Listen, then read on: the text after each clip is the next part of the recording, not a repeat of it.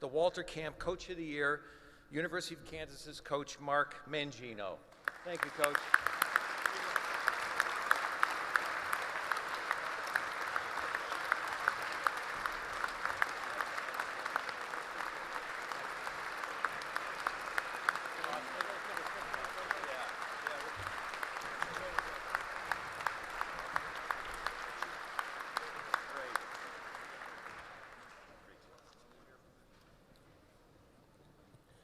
Thank you.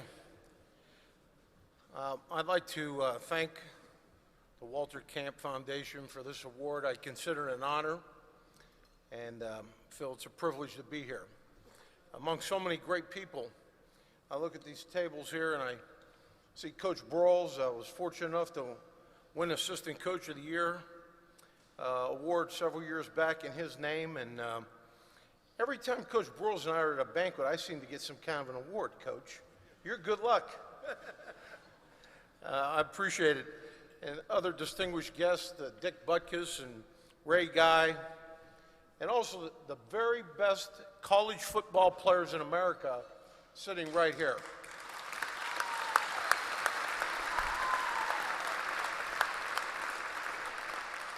I'm very proud to represent the University of Kansas and the Big 12 Conference. And the Big 12 Conference this year has 6 Walter Camp Foundation All-Americans. So we're very proud of all of the members of our conference that have players here tonight. You know, a lot has been said about the turnaround that we've had at Kansas, and we certainly we're turning the corner. We're not there yet, but we're getting there. We still have a lot of unfinished business. But I've been very fortunate to be supported by a lot of great people. I have a great staff of assistant coaches, very talented people. And I have some of the finest players in the country, not just talent-wise, but as people, as students, and as guys who play hard and compete. I've also had great support, as most coaches need to have over the years, from my wife, who goes through all the ups and downs, and there's been some downs. They haven't always been nights like this, but we've seemed to get through it and find a way to win games. And I'd like to have my wife, Mary Jane, stand up.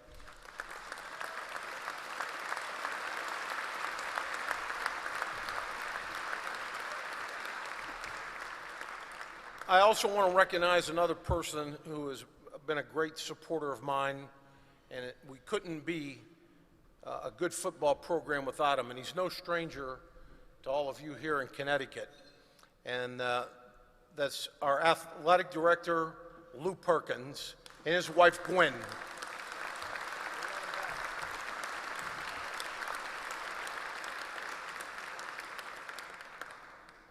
He said they want him back at Connecticut. You're not going to get him.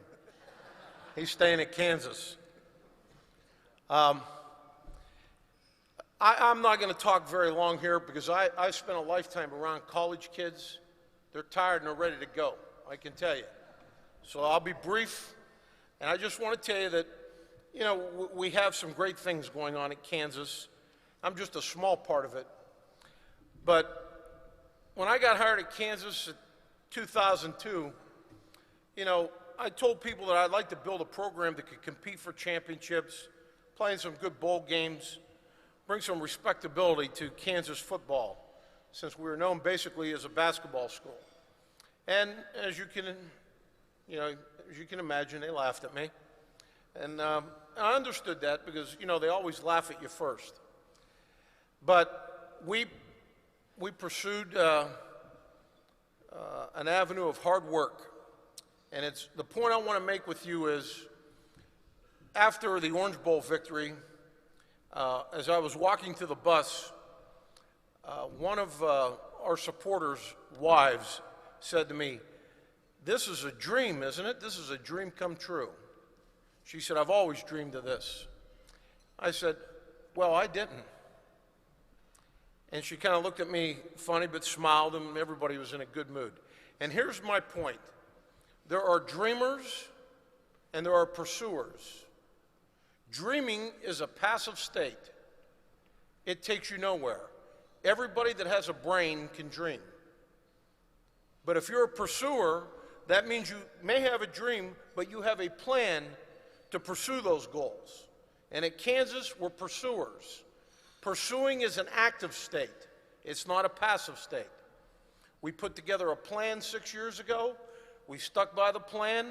We've lost games. We've been whipped. We've been criticized.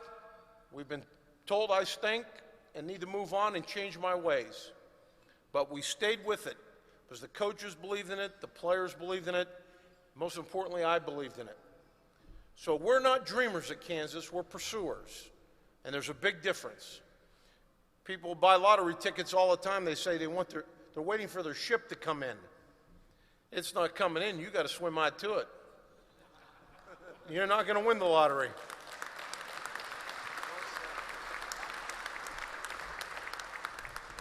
And because we've taken that approach to be pursuers rather than dreamers, good things are happening at Kansas. And it's a great place to be. We're in a great conference.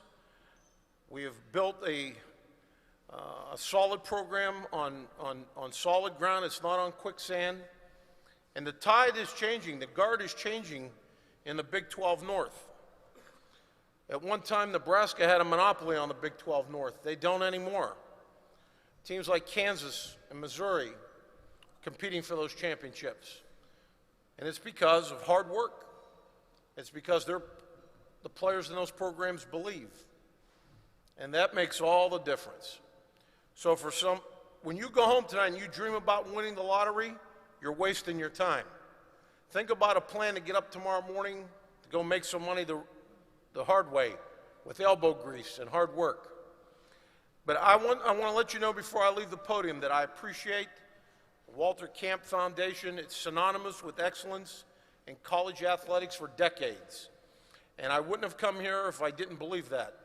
I've been in 5 cities on 2 coasts in the last 8 days.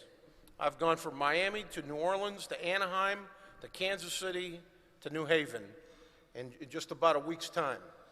And I would have loved to have had a rest this weekend because I'm going to Texas to recruit on Monday morning. But I really thought that this was important. This is a great, great honor for me, and I appreciate it. And I wanted to come here to thank you all personally for having me be your Coach of the Year.